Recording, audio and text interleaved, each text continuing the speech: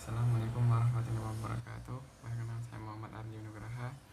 Saya dari kelas 2C dengan NPM akhir 093 dari Universitas Siliwangi, Pendidikan Jasmani, angkatan 19. Di sini saya akan menjelaskan tentang mata kuliah TB Motorik. Di sini ada 3 poin yang insya Allah saya akan jelaskan. Yang poin pertama adalah pengertian belajar gerak. Nah, menurut Smith, belajar gerak adalah serangkaian proses yang dihubungkan dengan latihan atau pengalaman yang mengarah kepada perubahan-perubahan yang relatif menetap dan dalam kemampuan seseorang untuk menampilkan gerakan-gerakan yang terampil. Belajar gerak sendiri sebenarnya adalah suatu proses yang dilakukan seseorang dengan tujuan keterampilan. Jadi seorang yang mempelajari suatu gerakan yang dia ingin bisa melakukan gerakan itu. Misalnya contoh gerakan mendribble bola. Nah, dia harus belajar gerak gitu. Jadi harus belajar bagaimana cara teknik yang baik dan benar ketika dribble bola. Nah, ketika latihan, nah itu disebut dengan belajar gerak. Seperti itu. Di sini ada 3 poin aspek penting yang menurut Smith, yaitu yang pertama, belajar merupakan pengaruh latihan atau pengalaman. Nah, belajar itu bisa kita lakukan ketika kita melakukannya, dan prosesnya itu harus diulang secara berkala gitu. Jadi harus dilatih, terus belajar dari pengalaman. Ketika misalnya melakukan suatu gerakan melakukan kesalahan, nah kita diulang lagi, kita cari bagaimana solusinya untuk agar gerakan ini tidak salah, seperti itu. Yang kedua, belajar tidak langsung termati. Ketika latihan berlangsung terjadi banyak perubahan dalam sistem saraf pusat. Perubahan tersebut terjadi karena pengayaman berbagai kemampuan dan pengalaman gerak dalam situasi memori dalam otak. Proses ini yang menetapkan perubahan yang terjadi agar relatif menetap. Nah, yang di poin kedua ini, jadi ketika melakukan gerak itu daya ingat kita, daya pemahaman kita dalam otak itu jadi berubah gitu. Jadi ketika misalnya sebelumnya kita melakukan gerakan yang salah, ketika sering dilatih, ketika sering diulang, respon kita atau pola pikir atau pemahaman kita langsung berubah gitu. Jadi yang awal gerakannya salah, ketika sering dilatih akhirnya bisa sesuai dengan teknik yang sudah ada gitu ya. Terus yang ketiga adalah perubahan terjadi relatif melekat. Nah, ketika seorang melakukan belajar gerak, misalnya contoh tadi mendribble bola atau passing bola dalam bola basket, yang dia terus mengulangnya, terus melatihnya secara rutin gitu, konsisten. Nah, ketika misalnya dia berhenti berlatihan selama jangka waktu yang cukup lama, misalnya 1 tahun atau 2 tahun, ketika melakukannya lagi dia bisa. Nah, gitu. Secara umum orang yang berlatih misalnya kayak bermain suatu olahraga, ketika dia berhenti selama beberapa lama, ketika dia ingin melakukannya lagi, dia bisa melakukannya gitu. Jadi relatif lama, tapi ya tidak semuanya, tapi tidak sesuai kualitas gerakan yang dilakukan, tidak seperti yang dulu ketika dia konsisten dalam latihan gitu ya.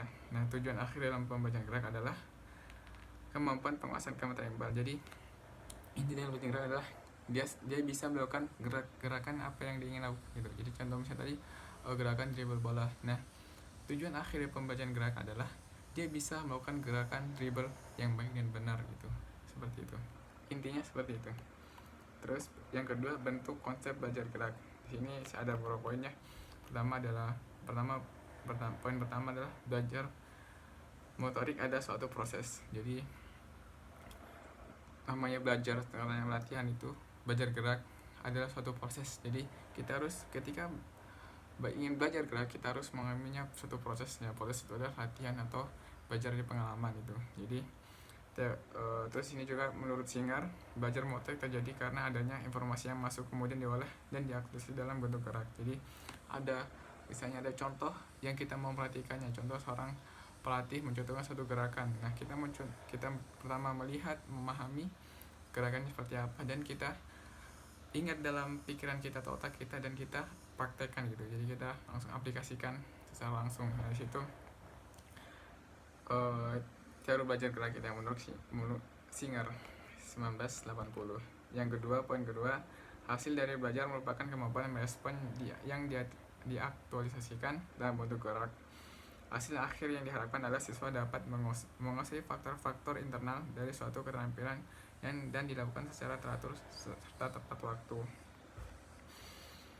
Yang kedua, yang ketiga, kemampuan atau gerak dirasakan relatif permanen seperti poin-poin sebelumnya. Jadi ketika seorang melakukan keterampilan gerak, ketika seorang belajar melakukan suatu gerakan,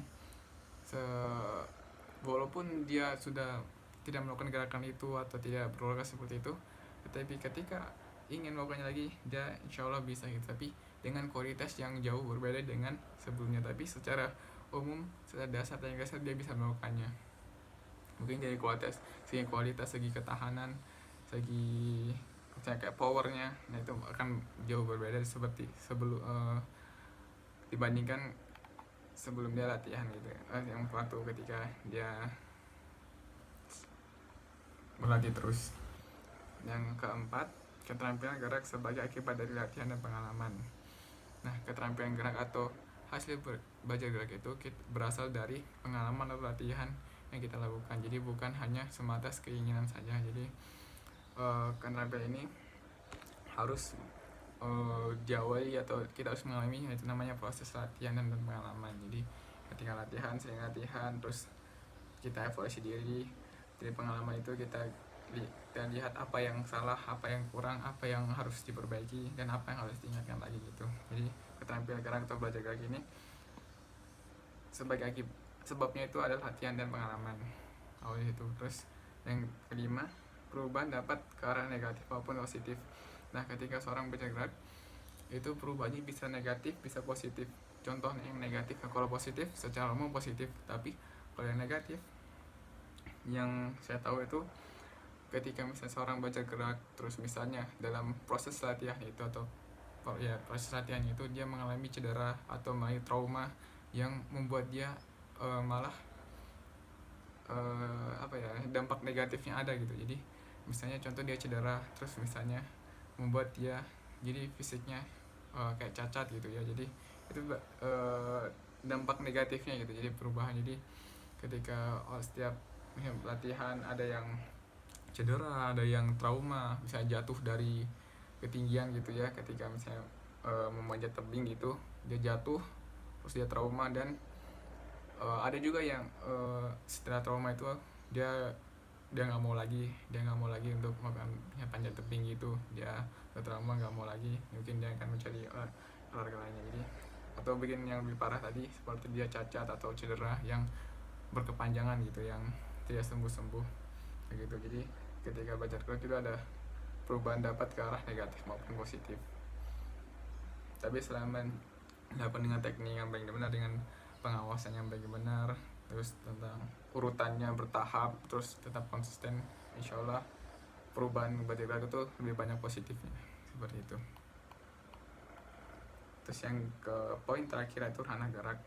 Di sini ada 3 itu, ada ranah kognitif, ranah afektif, psikomotorik. Yang pertama adalah ranah kognitif, merupakan ranah yang mencakup berbagai kegiatan mental atau otak, semua menyangkut aktivitas adalah termasuk dalam ranah kognitif. Ranah kognitif ini yang saya pahami adalah ranah yang tentang pola pikir kita, daya tangkap kita, tentang pemahaman kita tentang suatu gerakan. Nah, itu masuknya ke ranah kognitif. Jadi dari awalnya kita misalnya melihat suatu gerakan, nah masuk ke otak kita memahami, oh langkah-langkah step-stepnya itu seperti ini. Nah, kita masuk ke ranah kognitif. Terus yang kedua adalah tadi tujuan aspek kognitif berorientasi pada kemampuan berpikir, mencakup kemampuan intelektual yang lebih sederhana atau mengingat, sampai pada kemampuan memecahkan masalah menurut siswa untuk menghubungkan dan menggabungkan beberapa ide, gagasan, metode atau prosedur yang dipelajari untuk memecahkan masalah tersebut.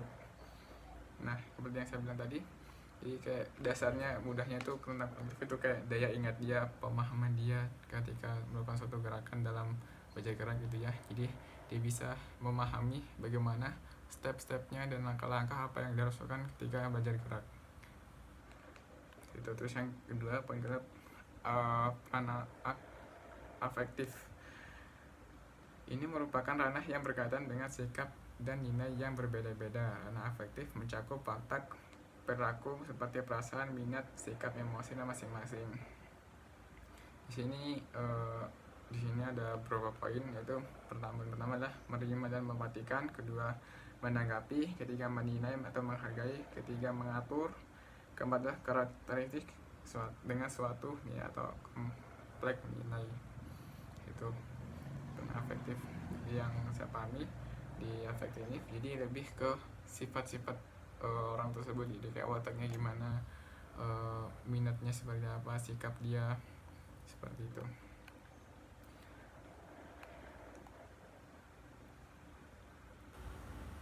Nah, yang ketiga yang terakhir adalah ranah psikomotorik, merupakan ranah yang erat berkaitan dengan keterampilan skill. Tahu kemampuan bertindak setelah seorang menerima pengalaman belajar tentu yang telah mereka tekuni. Jadi ranah psikomotorik ini adalah seperti kayak yang bisa jelaskan itu apa ya, hasil dari ranah afektif sama ranah kognitifnya gitu. Jadi ranah kognitif sama afektif itu akhirnya adalah masuk ke ranah psikomotorik. Jadi ketika ranah psikomotorik ini, jadi ketika seorang peserta didik itu bisa melakukan keterampilan atau melakukan suatu gerakan yang telah diperintahkan atau yang disuruh oleh, misalnya contohnya guru olahraganya memberikan suatu gerakan. Nah, di ranah psikomotorik ini seorang peserta didik dia tahu dan mampu melakukan gerakan yang diajarkan gitu. Jadi masuknya ke ranah psikomotorik gitu. Jadi intinya Pak, psikomotorik ini ranahnya tuh kayak fisik, misalnya lari, lompat, terus berjalan seperti itu. Jadi ranahnya lebih ke fisik ya, seperti itu ya. Mungkin itu yang saya bisa sampaikan. Mohon maaf kalau bisa banyak kesalahan dari video kali ini. Segitu saja yang saya bisa jelaskan, kurang lebihnya saya minta maaf. Agak banyak kalau kekurangan saya bisa dikoreksi dengan baik dan benar gitu ya. Terima kasih. Saya Ardi. Waalaikumsalam warahmatullahi wabarakatuh.